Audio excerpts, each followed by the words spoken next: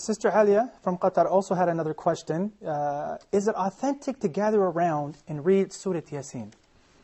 No, it is not authentic, nor is it recommended. As a matter of fact, it will be considered an act of innovation. Okay. Why? Why do we specify a certain surah on certain dates? Once again, relying on some either very weak references or even fabricated. I stated before, and I warned against, some books were compiled on the verses of the recitation of certain surahs. Those verses were put by people like us. They wanted to encourage people to read the Quran, because for some reason they were diverted from the recitation of Quran. They were busy with the sunnah. They were busy with seeking other knowledge.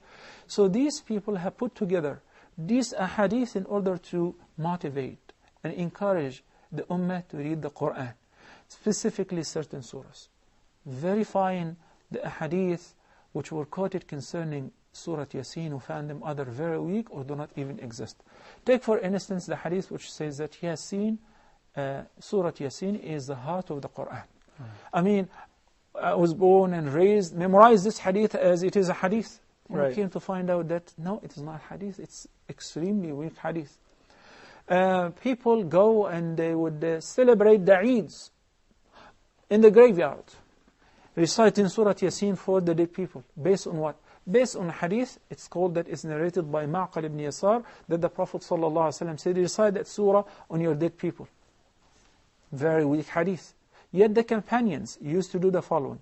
If somebody, Yusuf, was dying, among the procedures of expediting the process of extracting the soul and making it easy, facilitating this process, is reminding the person with the shahada, talqeen, that if you are present next to somebody who's dying, you should remind him every once in a while, say, La ilaha illallah, Muhammadur Rasulullah. Why? Because the Prophet ﷺ said, whosoever's last statement will be, La ilaha illallah Muhammadur Rasulullah, shall enter paradise. So this is a very virtuous act that you can do.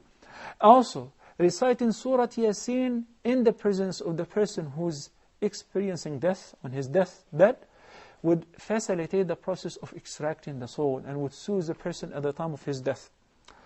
That leaves us at this station, that Yasin is a great surah, similar to the rest of the surahs of the Quran, 114 surahs.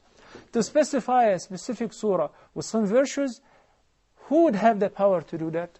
Only Prophet Muhammad sallallahu alayhi wasallam. So if he did not say, then I would plug my ears and I would not hear any statement from anybody who would say that, but it's good to do it.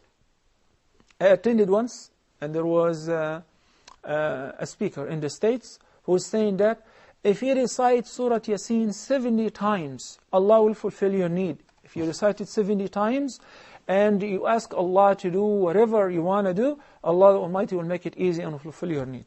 Then, he said immediately, I know that there is no such reference for that. The Prophet didn't say that. There is no sound evidence.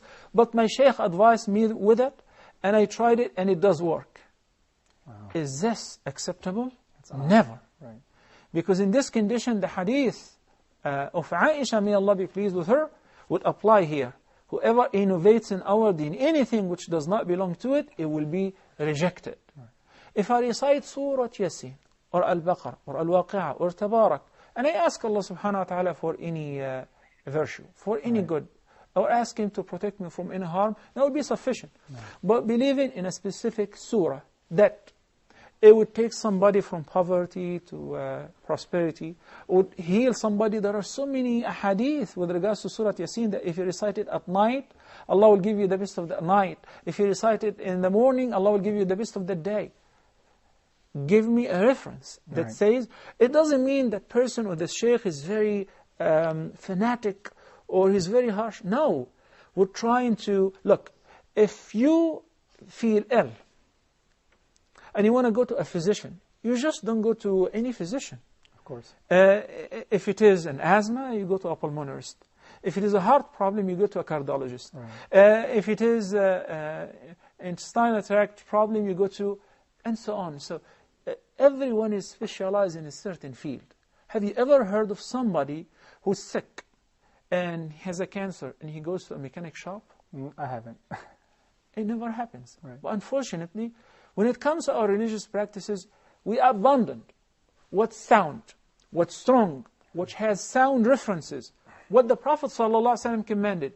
And then we rely on what?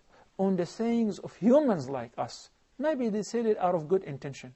As the person who used to fabricate those hadith said, I realized that people were following the fiqh and the hadith and they have abandoned the Quran. So I wanted to bring them back to the recitation of the Quran, so I made up those hadith. So maybe he has a good intention, but this is not sufficient.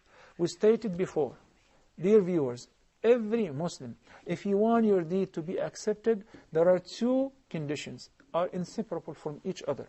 In order to have your deed be valid and accepted, number one, sincerity. Number two, it has to be in compliance with the Quran and with the sound sunnah. Thank you, Shaykh.